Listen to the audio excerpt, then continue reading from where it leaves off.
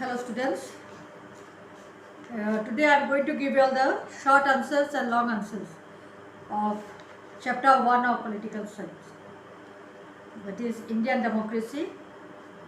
Very short answer, I think you have already done, I told you what to do, and a short answer and long answers. Now short answer, first and the question number 1 is, why did the British government send the cabinet mission to India? And that answer you will get in the first page of the lesson.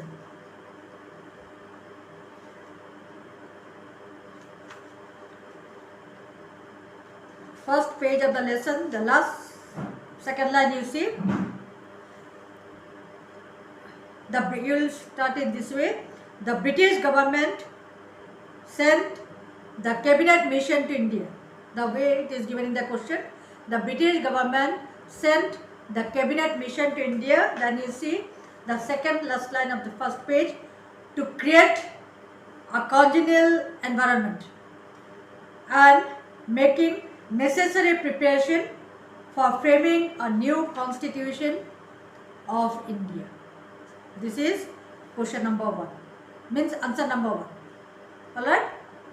Then answer number 2.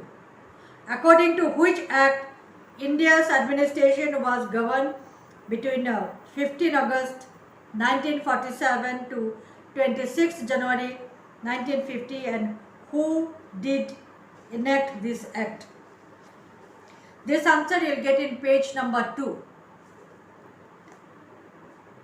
Page number 2, the first paragraph only, the last line you see.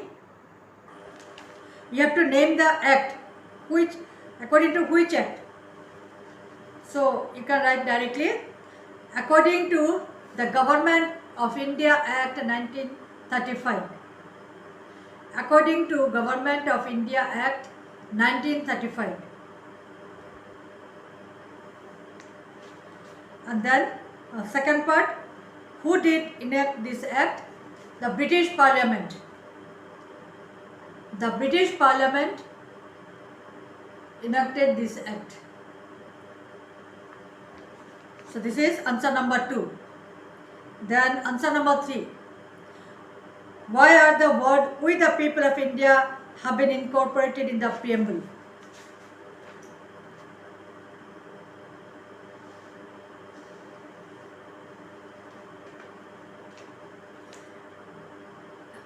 Page number 5.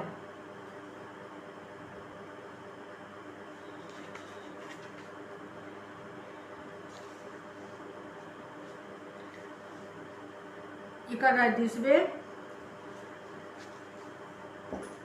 Our constitution has begun with the words "we the people of India." We will begin in this way.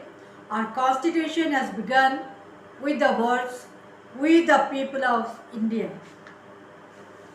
because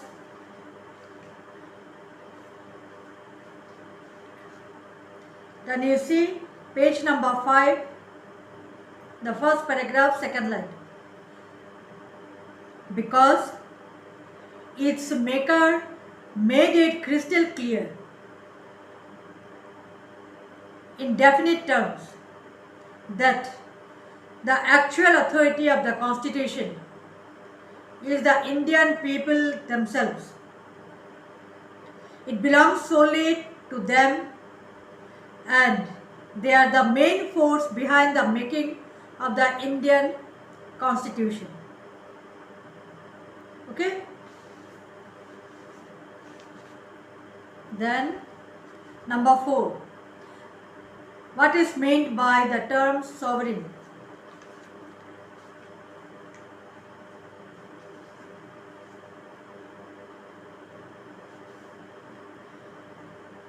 Here the point is there, page number 5, there is the point, sovereign, from there only write. Sovereignty is the supreme and absolute power of the state. Or you can write, sovereignty means, your question is what is sovereign. So you can write this way, sovereign means the supreme, So in the question it is given sovereign, so you write sovereign. Sovereign means the supreme and absolute power of the state. Full stop.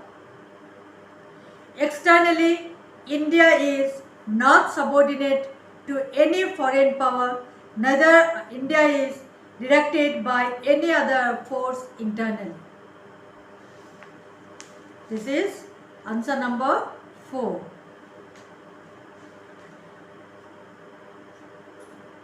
The number 5. According to which constitutional amendment the two words socialist and secular have been incorporated in the preamble, and in which year? That you will get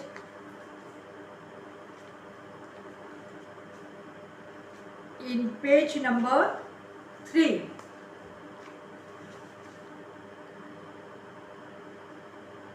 Socialist and secular. In page number 3,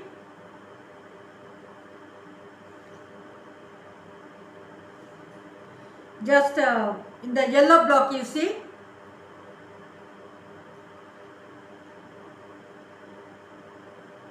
the preamble is there, and that down yellow block is there. There you see letter on these words. So you'll make it this way. The words socialist and secular. The words socialist and secular were incorporated in the preamble through the 42nd Constitutional Amendment on 18 December 1976. 18 December 1976.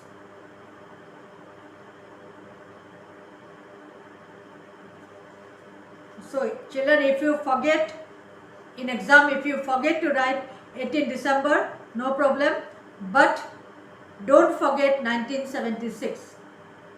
That is important. Okay. Then number 6. What is meant by quasi-federal state? Quasi-federal you will get in page number 8. In page number 8 you will get quasi-federal. From first, 4th line you see.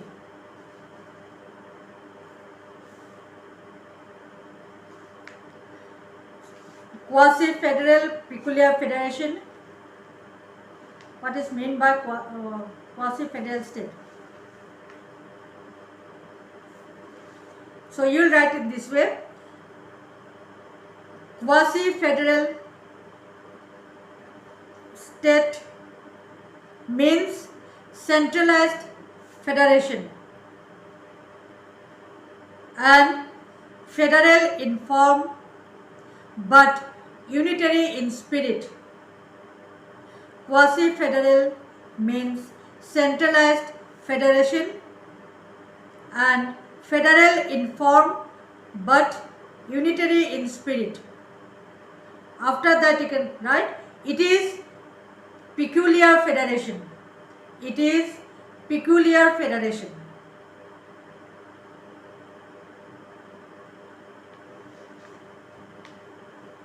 Alright? Okay. Then number 7. Which Indian Act had introduced limited parliamentary democracy in the pre-independence India?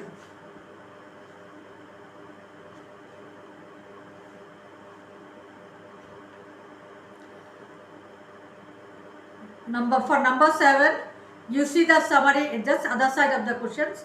You see that summary is there. Before the exercises, summary is there. You see point number 4. Which Indian Act had introduced limited parliamentary democracy? So the Government of India Act 1935. Your answer will be Government of India Act 1935. Because it is given here also, The Government of India Act 1935 had also introduced the parliamentary form of government in pre-independence India in a limited form. So your answer will be the Government of India Act 1935. Or if you want to write the whole sentence, you can write. Otherwise, no need. Okay. Okay, we'll stop for today. Next class, the long answers will be shown to you.